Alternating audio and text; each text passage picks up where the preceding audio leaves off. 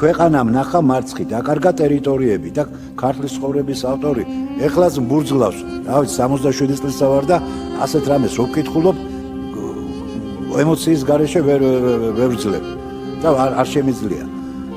და იყო გლოვა და წუხილი ყოველთა ქართველთა ზედა. ეხლა მითხარით, ჩვენ დავკარგეთ ტერიტორიები. მე თვითონ ვიყავი აფხაზეთში, ცხინვალშიც ვიყავი. ვინ გაიგო ეს ომი? მარტო იმათმა ოჯახებმა, ვინც იქ იყო.